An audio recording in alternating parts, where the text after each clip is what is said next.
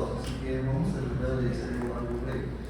Soy Julio Echevarría, trabajo en el Hospital de Barriati, Lima, y tenemos una cosa de San. Entonces, vamos a hablar acerca de lo que son las lesiones de mano y de muñeca, principalmente. Así que ese es el escenario relativamente frecuente. Estamos en emergencia, sea de internos, oculistas, residentes, y llega alguien que ha caído con la mano, el impacto de la mano. Entonces, a primera vista hay algunas cosas que podemos observar, pero detrás de esto hay todo un cuadro, hay todo una serie de básicos.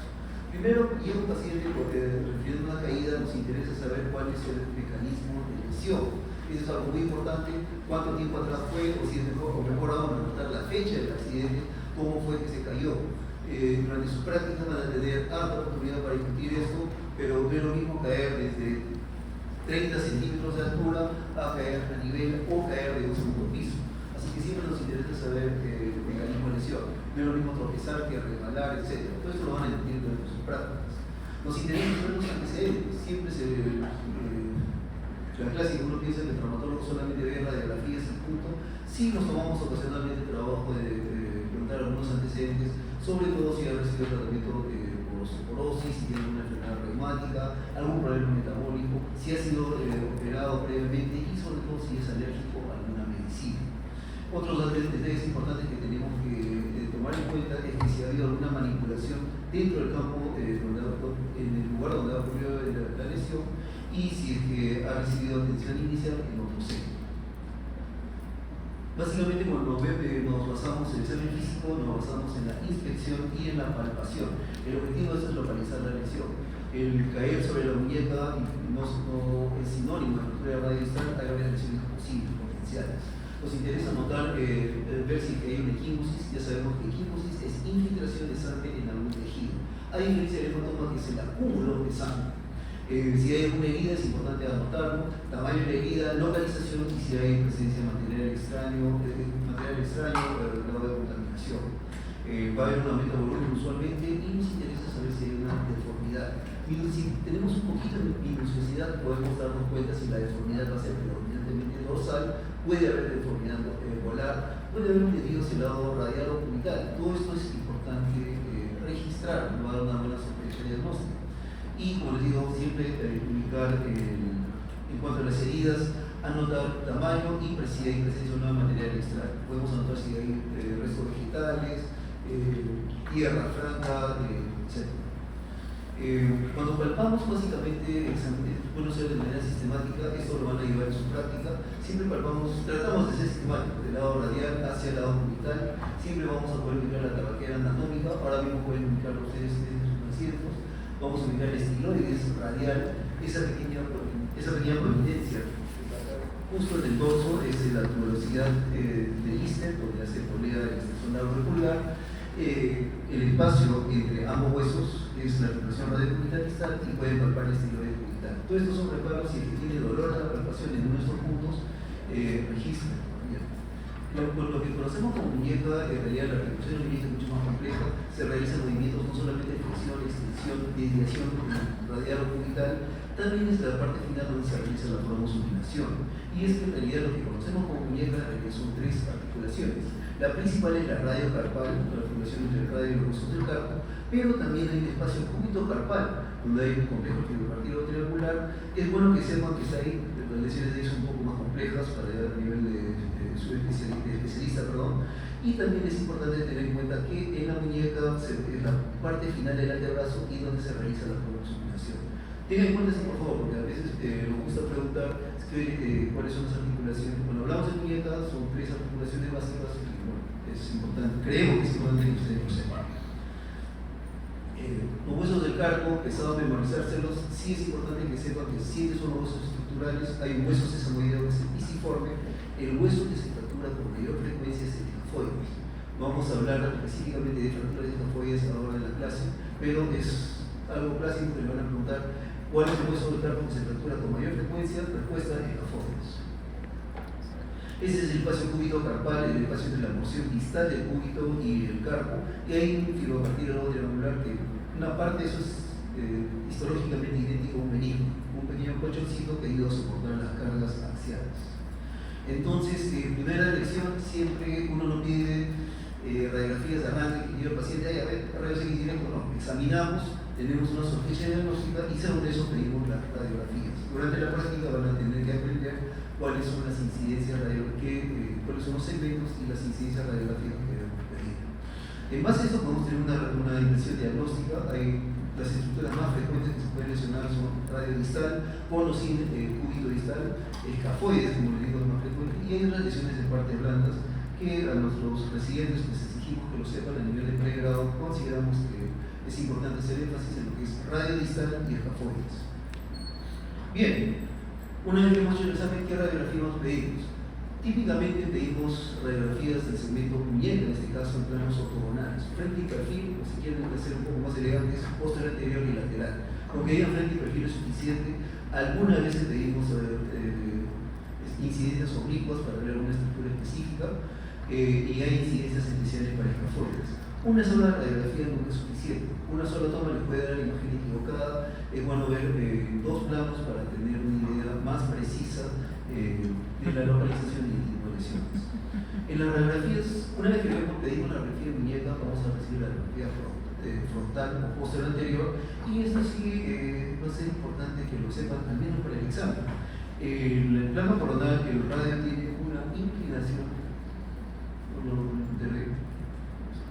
Hay una inclinación radial de 23 grados. Ese ángulo que pueden ver ahí es un ángulo de 23 grados y básicamente es como un tobogán. Si no hubiera el soporte ligamentario, todo el carpo se deslizaría y se trasladaría en dirección hacia el cúbito. A lo que le interesa hacer reumatólogos, en caso de enfermedades reumáticas, va a haber una inestabilidad y va a haber un desplazamiento del carpo. Entonces, ese ángulo se lo tienen que acordar de 23 grados. En el contexto de una fractura de radio distal, ese ángulo va a cambiar, típicamente va a disminuir. Básicamente, el radio y el cúbito deben estar al mismo nivel. El radio y el cúbito deben estar al mismo nivel. Puede haber una varianza de 1 milímetro más, 1 o 2 milímetros más, 1 o 2 milímetros menos. Cuando hay una fractura de radio distal, puede haber un acortamiento del radio. Eso es un criterio de uno, nos va a ayudar para el diagnóstico, y también, según el grado de desplazamiento, del cortamiento, vamos a poder decidir si el paciente va a requerir cirugía o no. Las líneas de Gilbert son estas líneas que están trazadas en amarillo, que se trazan en la fila proximal del carpo y en la parte proximal de la fila distal. Simplemente no tienen que memorizar cuáles son los huesitos. Sí tienen que saber que existen esas líneas. Cuando ven una radiografía, búsquenlas.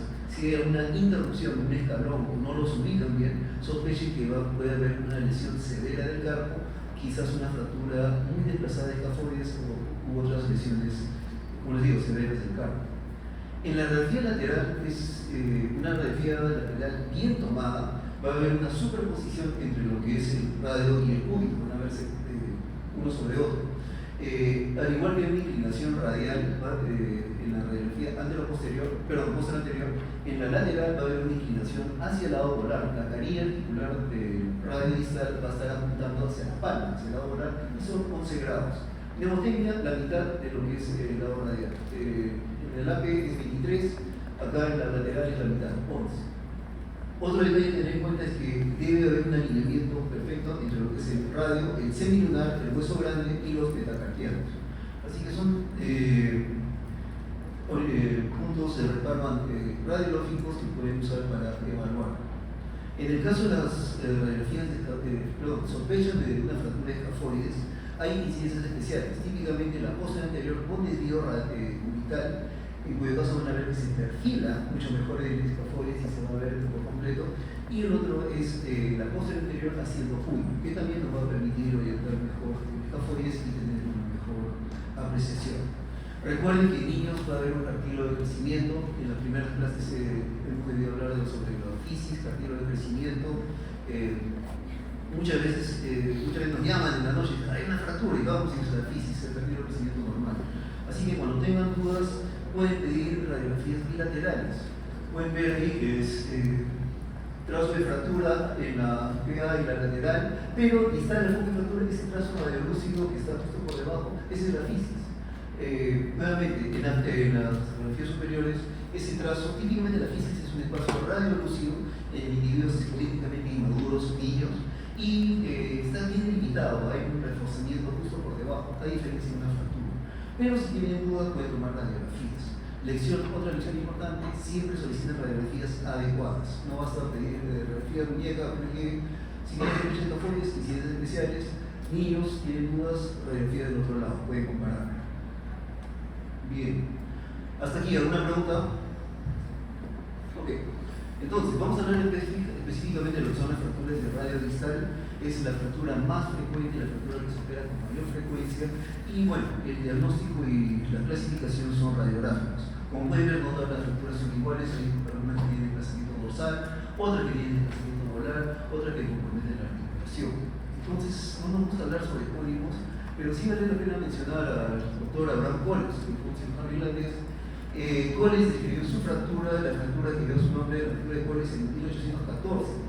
Hasta entonces todo el mundo pensaba que era una luxación del carpo sobre el radio, decían que era una luxación de todo el carpo sobre el radio. Él fue el primero que dijo, no, es una fractura de radio distal, y lo hizo 80 años antes de que se inventaran los rayos X, que se descubrieran las radiografías, simplemente por apreciación clínica. Así que por eso la fractura que lleva su nombre es una fractura que está una fractura extraarticular. Vamos a mencionar un momento. Las fracturas de radio distal implican todo ese universo. No les vamos a pedir a ustedes que memoricen esa clasificación, esa clasificación AO, que sí lo tenemos que saber los especialistas y los residentes, pero sí toda esta clasificación nos interesa saber que un subgrupo de ellas, las fracturas extraarticulares que no comprometen la articulación, las que están desplazadas en sentido dorsal son las de Colles, las que están desplazadas en sentido molar son las de Smith. Esa es la clasificación que sí creo que ustedes deben saber, la clasificación universal. Básicamente se basa en dos preguntas: ¿está desplazada o no desplazada? Si comprende la articulación o no, y si está desplazada o no desplazada. La fractura más simple es aquella extraarticular en la cual no se compromete la articulación, esencialmente son fracturas estables. Las fracturas que no comprometen la articulación, pero están desplazadas, teóricamente se pueden reducir. Si comprometen la articulación y no está desplazada, son las de tipo 3, y las articulares desplazadas son las de tipo 4. Entonces, todas estas fracturas, las fracturas que no están desplazadas extraarticulares, quedemos tranquilos, va a tener un tratamiento, vamos a ver cuál va a ser el tratamiento adecuado. Todas las demás va a depender su tratamiento del grado de estabilidad. ¿Cómo sabemos si una fractura es estable o no? Hay algunos criterios radiográficos. Entonces, esto sí, para el efecto del examen, aprendan. Eso es algo que vamos a contar.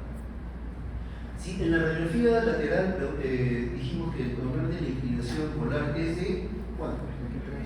23 es en la radial, en la lateral, 11 grados. Entonces, si el lugar está mirando 11 grados polar, hay un desplazamiento de 20 grados hacia dorsal, significa que ese desplazamiento es de 30 grados. Si en la radiografía inicial hay una angulación dorsal de más de 20 grados, esa fractura es inestable. Cualquier grado de angulación molar excesivo es inestable.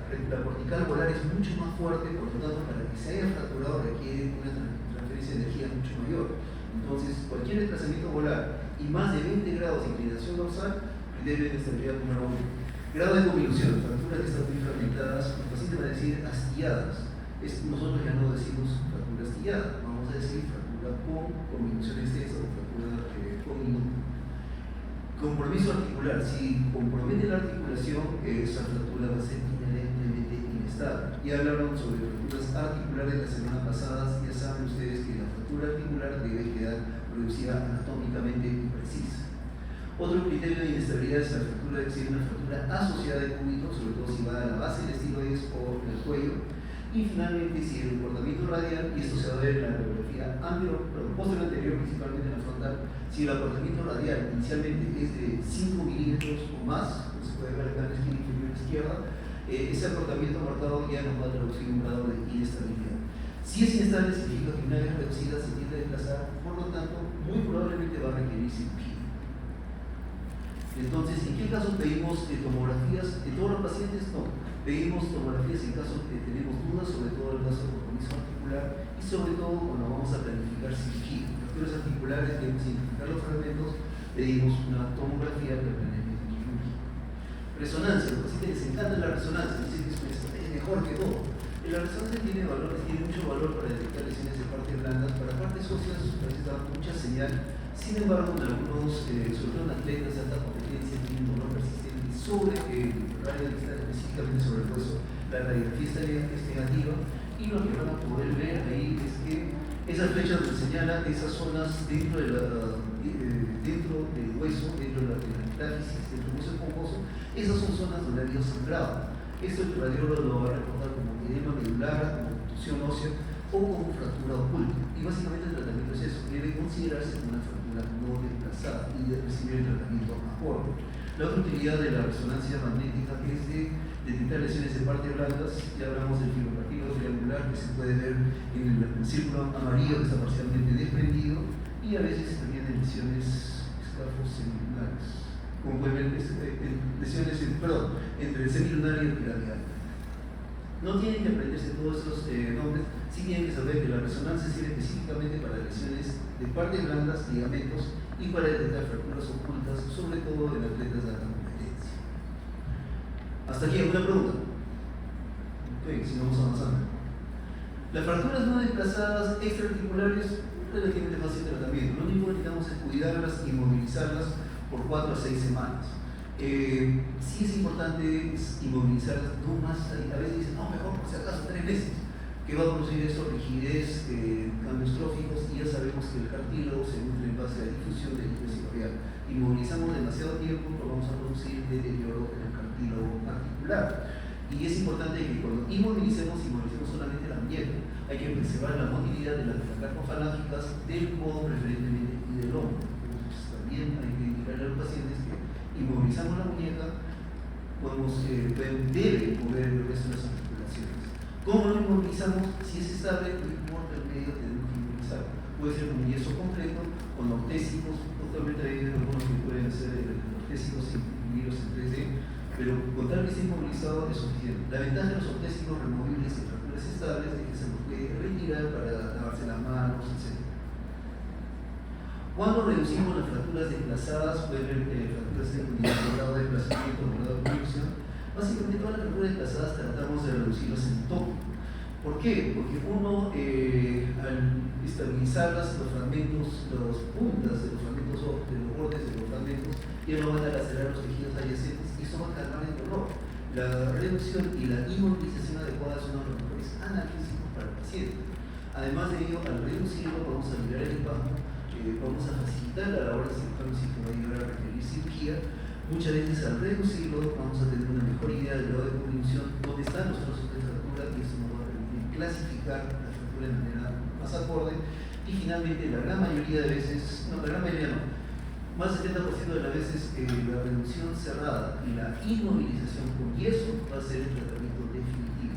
No toda fractura radial es igual a cirugía, más del 70% de las fracturas pueden ser susceptibles al tratamiento no quirúrgico. ¿Cómo hacemos la reducción? Rápidamente, entramos, ubicamos el hematoma, inyectamos previa asepsia, lógicamente, introducimos una aguja en el lugar del foco de fractura, aspiramos, encontramos el hematoma, inyectamos una pequeña cantidad de anestésico. Hay dispositivos de tracción en otros países, en el Perú tenemos tiras y residentes. Básicamente podemos traccionar con un soporte, esto es el tópico de emergencia, sujetamos con una tira contra tensiones del brazo, uno de los ayudantes empieza a generar tracción. En sala de operaciones también lo podemos hacer entre dos, podemos hacerlo. No es necesario hacer fuerza, no es necesario tener mucha fuerza para hacer ciertos montajes de motor. Basta con tomar el peso, inclinarse hacia atrás y el peso corporal se va a transmitir y con eso es suficiente para generar tracción. Las maniobras de reducción las tenemos que asegurarnos de corregir la fractura tanto en el plano sagital como en el plano coronal. Y es importante tener cuidado con la piel, sobre todo en personas mayores. La piel va a ser la púrpura de Bateman, la púrpura senil de Bateman son esas lesiones casi violáceas, casi equimóticas que se encuentran en la piel frágil. Entonces muchas veces al momento de hacer la tracción podemos darnos con sorpresas desagradables, podemos lacerar la piel y incluso producir fascinación. Así que al momento de hacer la reducción, sobre todo pacientes como adultos mayores, tener mucho cuidado al manipular la piel. El movimiento debe ser gentil, no es a la mala, simplemente jalar lo más fuerte posible, es una que se hace con cuidado. Una vez que se hace la reducción y se aplica el yeso, es importante moldearlo. En la práctica, pregunten a sus profesores cómo que se moldea el yeso para poder darle estabilidad a las fracturas y evitar el crecimiento posterior. Algunas fracturas con minutas que van a ser muy inestables, no vamos a poder moldearlas de manera tan adecuada, no vamos a poder moldearlas. Basta con traccionar, poner una férula de yeso dorsal, una férula palmar y es un excelente medio de transporte o de estabilización provisional hasta el tratamiento definitivo. Entonces, lo que sí es importante que recuerden es que una inmovilización adecuada, un yeso adecuado tras una reducción debe permitir movilizar el codo, el hombro por supuesto. Al moldear el yeso, este moldeado debe dificultar la pronosupinación. El yeso se hace de manera aplanada y se moldea justamente para eso. Debe dejar libre las metacarpofalangitas y permitir el movimiento del pulgar. Antiguamente, cuando el contador residente tomó, esta es la posición Cotton Lower, que es la presión, básicamente es un yeso antebraquipalmar, inmovilizaba el codo, ponía la muñeca en hiperflexión con el dedo cubital y daba mucha estabilidad a la fractura. Sin embargo, esa posición extrema causaba mucha rigidez y muchos macrostróficos. No lo usamos. Entonces, la única razón por la que menciono es para decirles que antes se usaba, ahora ya no se emplea, causa más problemas que beneficios. En algunas, las fracturas no quirúrgicas a veces reducimos y si bien es cierto, hemos aprendido cuáles son los criterios de estabilidad y cuál es el caso de una fractura, como queremos que quede una fractura tras una reducción, a veces una reducción subóptima no impide una función adecuada. Sobre todo pacientes con bajas demandas funcionales, pacientes mayores de 75 años, que básicamente se dedican a aseo personal, a lavarse el cabello, asearse, alimentarse.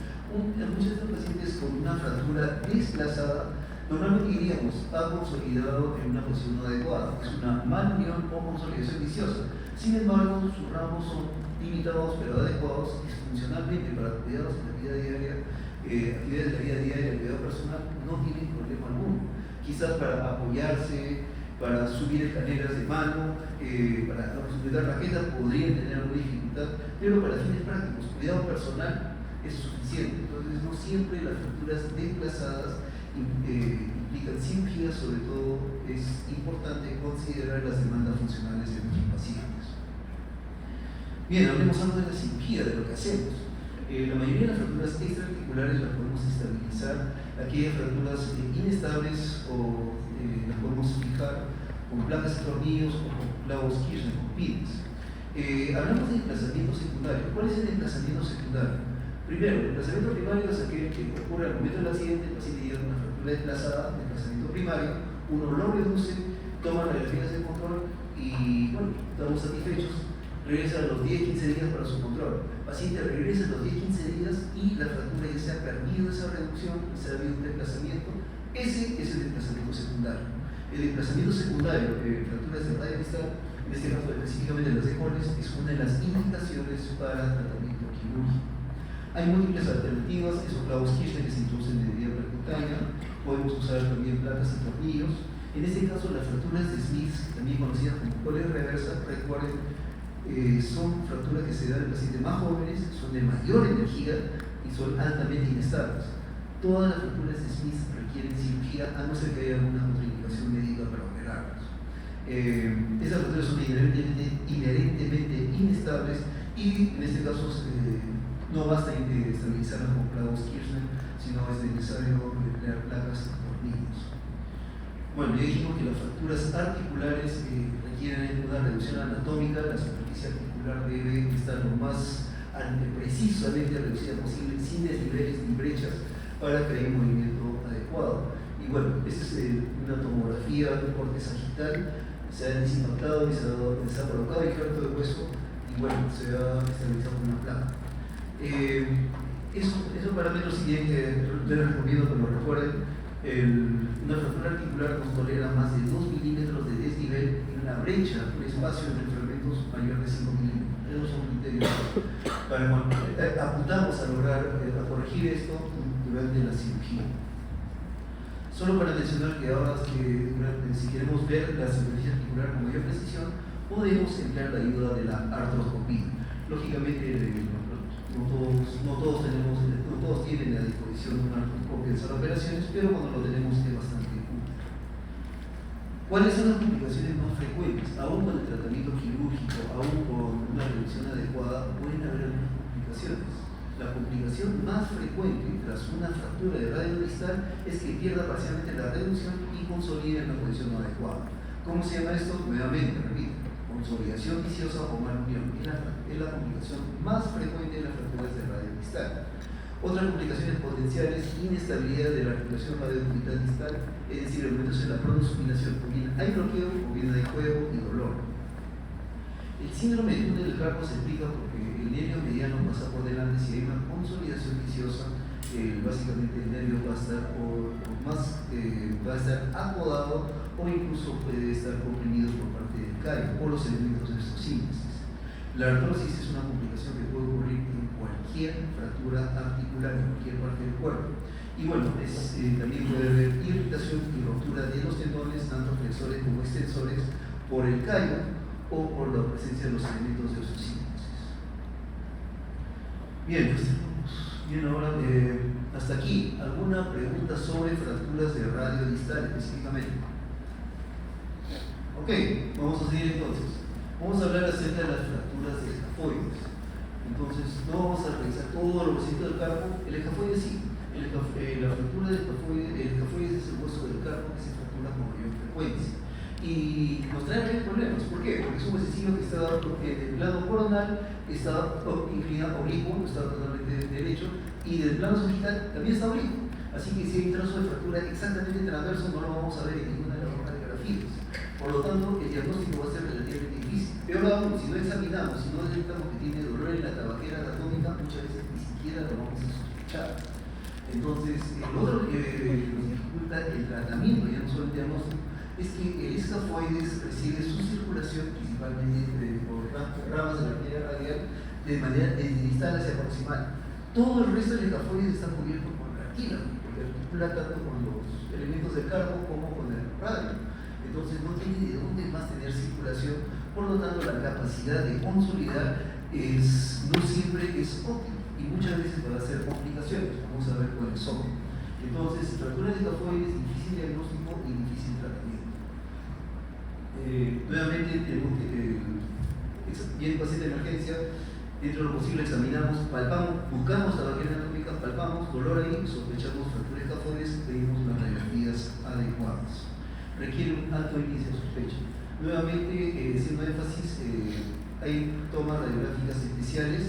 La tomografía puede, si sospechamos realmente una fractura de escafoides, ahí sí la resonancia magnética tiene una mayor sensibilidad. Y esa sí es una de las razones en las cuales vale la pena, si tenemos la sospecha de una fractura de escafoides, solicitar directamente la resonancia magnética. No del momento inicial, al cabo de 7, 10 días, es un buen momento, pero recuerden, si tienen sospecha de una fractura de escafoides y las radiografías son normales al cabo de una semana, sí está totalmente justificado pedir una resonancia magnética. Fracturas no desplazadas pueden tratarse con inmovilización. Cuando hablamos de no desplazadas, el escafoide no tolera más de 1 milímetro de desplazamiento. Y la inmovilización va a ser prolongada desde 8 semanas en adelante, hasta 3 meses. A nadie le gusta, más o menos nosotros que vamos a hacer, ustedes van a estar a punto de ser internados, en rotaciones quirúrgicas, para hacer CERUS, para tener ese instrumento. Es demasiado, 3 meses inmovilizado es demasiado.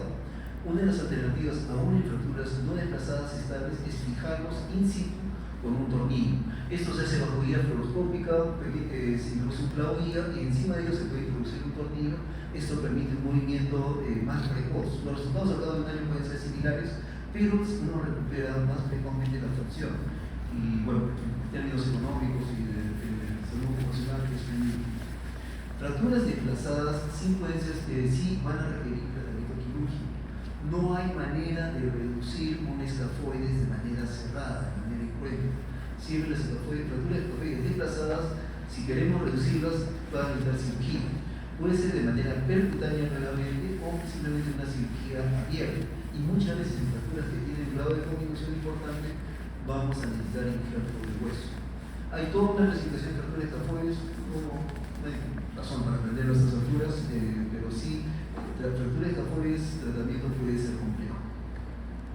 Ok, las fracturas de Escafoides tienen mayor tasa de complicaciones, de incidencia de complicaciones. La complicación más frecuente en la fractura de Escafoides, ya hablamos de su circulación, es la no unión o pseudoartrosis. No confundan esto con la radiodistal. Complicación más frecuente de radiodistal, consolida, pero en una posición no adecuada.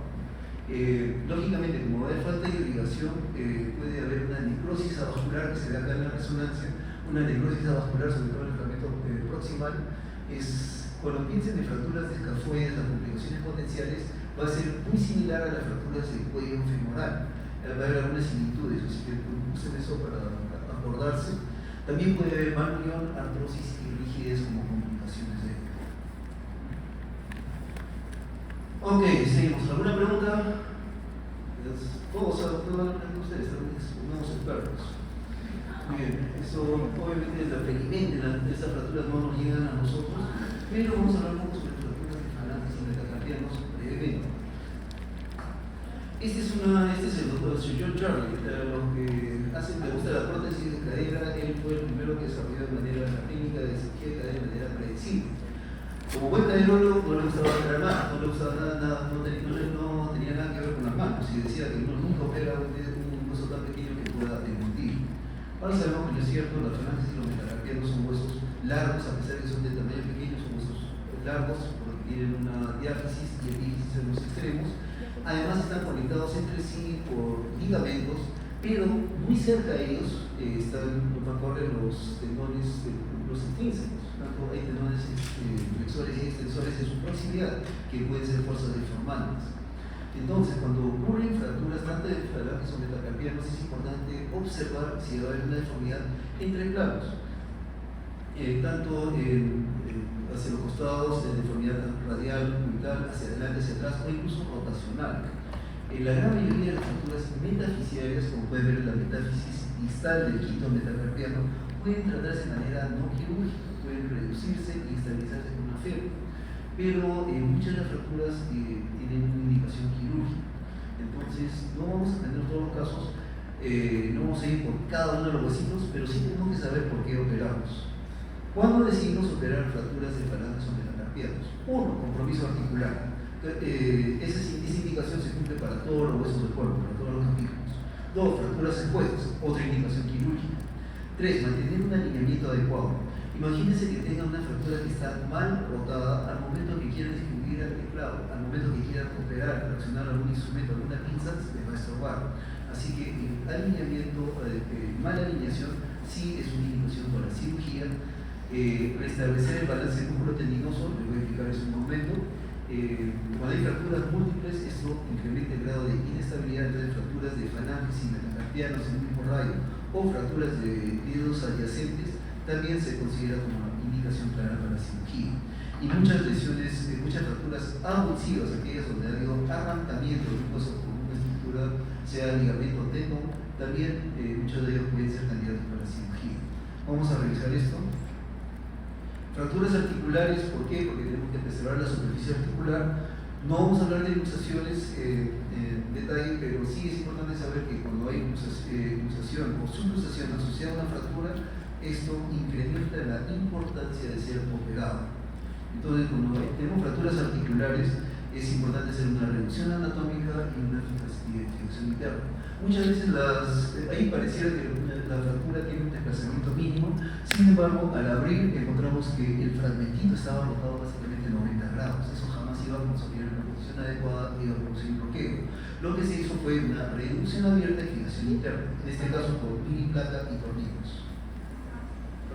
Sí, reducción abierta, exacto, reducción abierta, fijación interna. En este caso se fijó con placas y tornillos. Hay un caso muy peculiar que esto sí recuérdenlo porque es la lusofractura de Bennett. Es una lesión que muchas veces pasa desapercibido. Ocurre cuando uno cae por impacto de la región telar y básicamente ocurre una luxación. El metacarpiano se luxa en sentido dorsal al trapecio y un pequeño fragmentito de hueso queda insertado con el ligamento y es una fractura abusiva. Esta es una lusofractura de Bennett. He visto que lo han preguntado en MIR alguna vez, unos 4 o 5 años atrás. Básicamente es una luxofractura donde hay una luxación de la trapecio metacarpiana, del metacarpiano sobre su base, y hay una abducción de la base. Eso siempre va a requerir cirugía. Es extremadamente difícil traccionar, reducir e inmovilizar un yeso o muy moldeado que esté. Fracturas expuestas siempre van a ser de indicación quirúrgica porque tenemos que lavar, debilidar y evitar los contaminantes. Esta es una fractura expuesta de lesión tegumentaria en el caso del dedo índice del falange proximal. Este es un caso sucedido con un colega mío, es una fractura expuesta con pérdida ósea de la falange proximal del pulgar, en este caso estabilizado con un fijador externo. En el caso de las fracturas diafisiarias es importante, algunas veces operamos para mantener la longitud. A esto nos referimos con el balance músculo-tendinoso. Vamos a ver si podemos hacer. Básicamente, imaginemos que esta es la tensión normal. Si hay una fractura, y hay un acortamiento, el tendón va a estar laxo. Entonces uno, por más fuerza que haga, no va a poder extender. Es necesario restablecer la longitud para poder generar un balance adecuado. Entonces, a esto nos referimos por qué las fracturas diafisiarias, tanto de metacarpianos como de falanges, pueden requerir cirugía por el acortamiento debido a que no hay una tensión suficiente en los tendones para poder ejercer una función efectiva. Entonces, cuando hay una alteración de la longitud en fracturas diafisiarias, indicación quirúrgica para restablecer el balance músculo-tendinoso. Fracturas múltiples, como pueden ver ahí, también se pueden tratar, se deben tratar quirúrgicamente porque son inestables. Dependiendo del trazo de fractura, puede ser placas sin tornillos intraarticulares. Más allá de la técnica, lo importante es recordar que fracturas múltiples deben ser estabilizadas quirúrgicamente. Esta es sistemática porque básicamente si uno ve la radiografía, ahí parece una fractura que compromete la articulación, pero bueno, si consolida, no parece que los fragmentos estén en su posición. Sin embargo, clínicamente uno lo examina al paciente ligeramente desviado de extensión, al momento de flexionar el dedo está totalmente desviado. Esto se hace sumamente difícil manipular un teclado u objetos. Entonces, ahí viene, no hablamos de esto específicamente en el examen físico, pero sí es importante tener en cuenta que la mal rotación en una fractura de falange metacarpiano es también una indicación quirúrgica. Corregir la mal rotación de fragmentos. Otro ejemplo, se ve ahí en este caso en la falange proximal del dedo anular, pareciera que estuviera en un sitio quizás un mínimo grado de rotación, fotoclínica. La rotación no se ve en las radiografías. La rotación, la única manera de observar la rotación es clínicamente. Bien, entonces, y eso nos referimos para entrar en más detalle con balance músculo-tendinoso. Si una falange o un metacarpiano está muy acortado, va a haber una lasitud relativa del aparato extensor, no va a poder tensar adecuadamente, pierde su función. Y bueno, fracturas múltiples, en este caso fracturas de primer y segundo metacarpianos, fue fijado con algunos implantes viejos horribles que no se pueden ver. Fracturas abusivas. ¿Qué parte blanda pueden arrancar segmentos óseos de las falanges o los metacarpianos o ligamentos o tendones? Brevemente vamos a revisar esto. Los ligamentos colaterales sobre todo son los ligamentos que están a los lados de las metacarpofalángicas y las interfalángicas y básicamente tienen la finalidad de dar estabilidad lateral. ¿Qué quiere decir eso? Pueden flexionar, pueden extender, pero no se les va a un costado muy. Las metacarpofalángicas un poco, las interfalángicas nada. Entonces, esto es importante porque si queremos agarrar el celular y no tenemos estabilidad, el dedo se va a ir de largo y se nos van a caer los objetos. Muchas veces las fracturas abusivas son fragmentos muy pequeños. Esa es la clásica en el caso del pulgar.